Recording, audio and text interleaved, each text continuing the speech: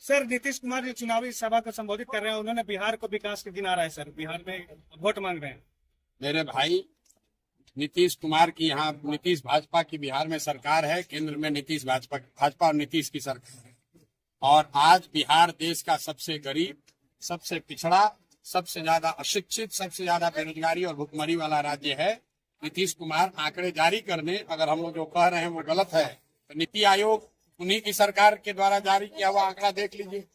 बिहार आज देश का सबसे गरीब, सबसे पिछड़ा, सबसे अशिक्षित, सबसे ज्यादा भुखमरी और पलायन वाला राज्य है। ये प्रशांत किशोर नहीं कह रहे हैं, ये भारत सरकार कह रही है, बिहार सरकार के आंकड़े कह रहे हैं। और ये 18-19 साल के नीतीश कुमार के राज के बाद है, 35 साल के लालू नीतीश के राज के बाद है। और ये स्थिति बदलनी चाहिए। आप देख रहे हैं, जनता वही चाहती है। नीतीश कुमार के कहने से क्या होता है? सर, सत्ता पार्टी का आरोप है कि आपके पास जनता नहीं है, मतलब आधार नहीं है, आपके पास कार्यकर्ता नहीं है, सब एम्प्लॉई है। ठीक तो बात है, तो सारा आदमी आप लोग ज्यादा होशियार हैं, इतने लोग आए हैं, सब हमारा एम्प्लॉई है, तो आप जनता का अपमान कर रहे हैं। जो लोग यहाँ आए हैं, ये सब लोग हमसे सैलरी पाते हैं।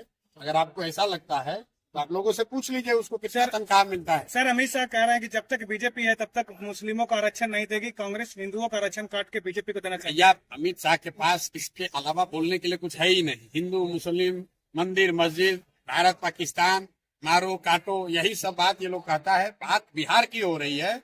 अमित शाह मोदी को ये बताना है कि 12 साल से बिहार की जनता 2014 में, 2019 में और अभी फिर से उनको 30 से ज्यादा सांसद जिताकर भेजी है।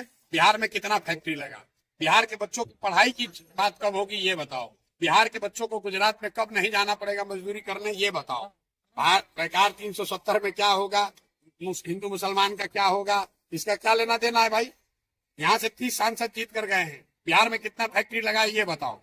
गुजरात में रोज फैक्ट्री लगा रहे हैं, गुजरात का विकास हो रहा है, बिहार के बच्चे जाकर वहाँ मजदूरी कर रहे हैं, वो तो बात ही नहीं बता रहे हो। हिंदू मुसलमान बताकर खाली लड़ाई लगवा रहे हो। पहली बार आए और मामला त्रिकोणीय हर जगह हो रहा है, क्या लगता है? अरे कोई कोणीय नहीं है, एक ही कोणीय है।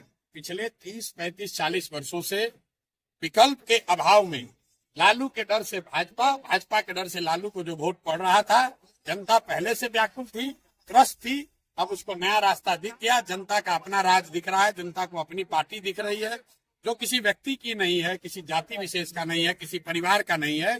बिहार के उन सारे लोगों का दल है जनसुराज, जो चाहते हैं कि बिहार में एक नया विकल्प बने, ताकि ये लालू के डर से भाजपा और भाजपा के डर से लालू को वोट देना बंद किया जाए। केंद्रीय मंत्री जीतन राम मांझी भी घबराए हुए हैं इस चुनाव को लेकर। कौन घबराया हुआ है? जीतन राम मांझी अपनी बहू की। जीतन राम मांझी बेचारे उम्र भी हो गया है और सारे नेता उनका उम्र भी हो गया है और उनको मालूम है कि वो कहीं लड़ाई में है नहीं।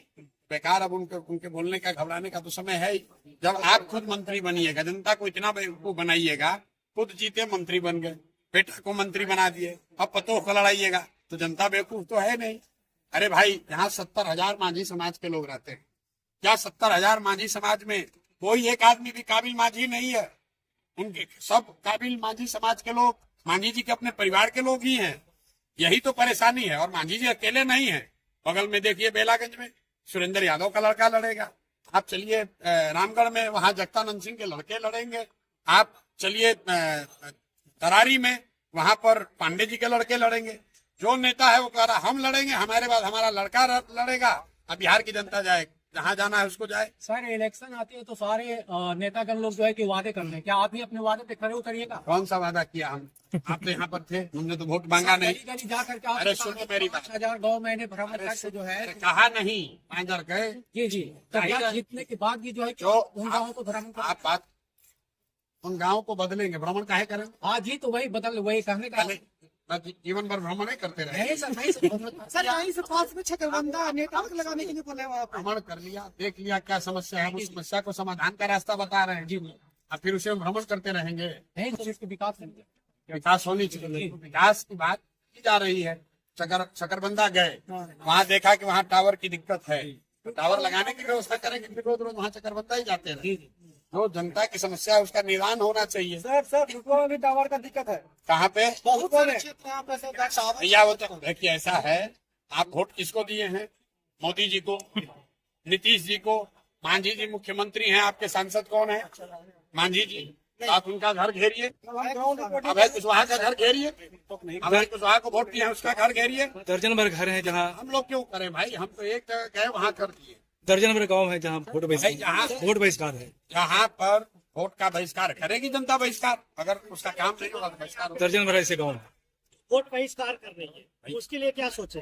कोई सोच नहीं है। जब आप जनता को इतना परेशान कर दीजिएगा, उसका कोई काम नहीं कीजिएगा, जनता की सुनवाई नहीं होगी, तो वोट का बहिष्कार होगा ही। इलेक्शन कमीशन को उसका संज्ञान लेना चाहिए। जहाँ लोग बहिष्कार कर रहे हैं कोई सूद कोई नहीं ले रहा है। नीतीश कुमार आए हुए थे सर, उसी समय जो है जीविका दीदियों जो है बहिष्कार कर रहे थे, उसपे प्रोग्राम में अगर आवेदन लिखकर चलते थे कि हम बिल्कुल उसका अति करेंगे, तो सर उसके उन लोग वोट देने के तैयार है। या हम सारी जीविका दीदी ऐसा है, हम वोट की राजनीति नहीं करते हैं।